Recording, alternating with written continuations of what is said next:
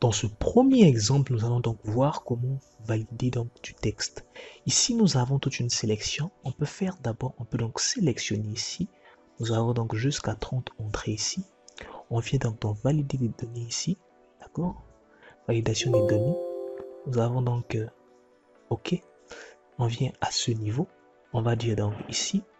On va dire ce sont du texte. Longueur du texte. On va dire donc au minimum, nous aurons donc 10 caractères. D'accord? Au minimum, nous aurons 10 caractères. Bon, on va faire donc OK.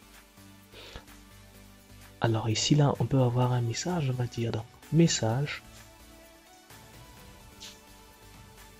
Message, on va dire saisir la donnée. D'accord? On a saisir la donnée ici. Et donc ici, on a OK, finalement. Alors là, on doit avoir un minimum 10 caractères. Il dit, donc si on en a 3 ici, ça ne marchera pas. Au minimum, nous devons en avoir 10 parce que nous avons donc sélectionné et validé notre entrée comme ça. Donc vous avez par exemple ici au niveau de commande aussi, vous pouvez faire la même chose. Le nombre de commandes ici, ça peut être par exemple, on va venir dans validation des données ici. D'accord? On va maintenant prendre, donc on va prendre des nombres entiers. D'accord? Des nombres entiers ici, on va dire, bon, c'est compris entre 0 et 100. Compris entre 0 et 100 ici, on vient donc, on valide. Alors là, c'est fait pour cette cellule-là. Si on fait moins 1, par exemple, moins 1 ne marchera pas parce que moins 1 est négatif.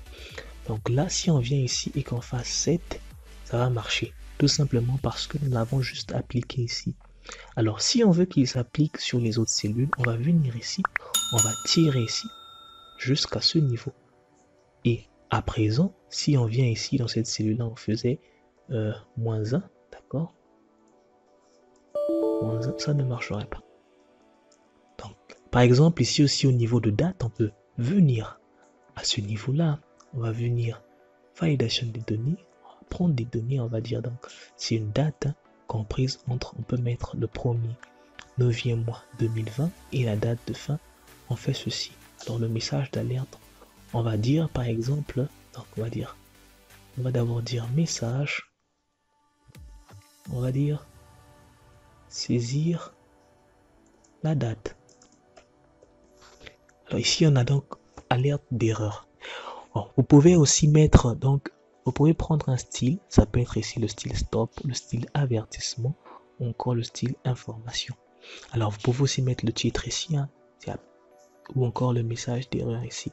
On va juste faire OK là, on a saisi la date, donc si on prend tirer, ça ne marchera pas. Donc on a annulé ici.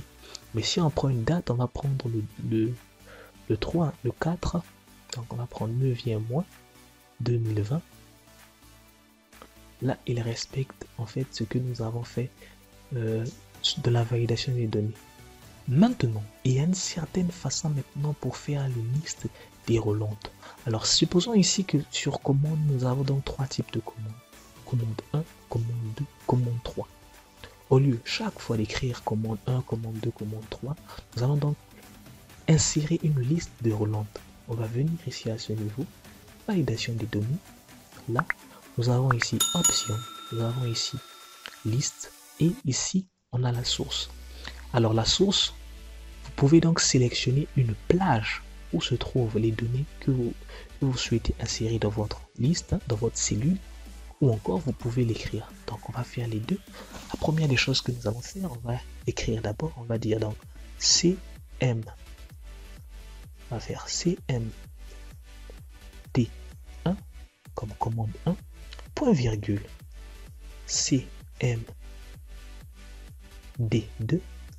point virgule et CMD3.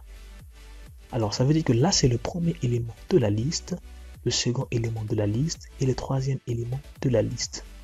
On fait OK. Et là, on vient ici, on va faire ceci. On voit que on a CM1, D1, D2 et ainsi de suite. Donc là, on peut effacer ici par défaut. On va venir ici, poignée de recopie. On vient, on tire jusque là.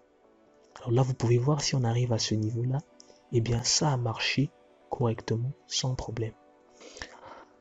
Alors, on va faire la deuxième façon, mais au niveau de montant ici. Alors, ce qu'on va faire, on va mettre les montants. On va prendre ici 5000. 5000 comme ceci, hein, 5000. On va prendre 10 000 et prendre 7000. 70 000. D'accord, c'est pas un problème à ce niveau. Alors, on va venir ici au niveau de montant. On va faire validation des données. On va prendre une liste ici et on viendra la source. On sélectionne bien comme ceci. Hein. On clique là. On vient donc prendre notre source. C'est ceci. On va faire OK. On lâche. Hein. Finalement, on fait ça et on voit que ça se retrouve ici. Donc, vous avez en fait cette possibilité là qui vous permet de faire aussi des listes déroulantes.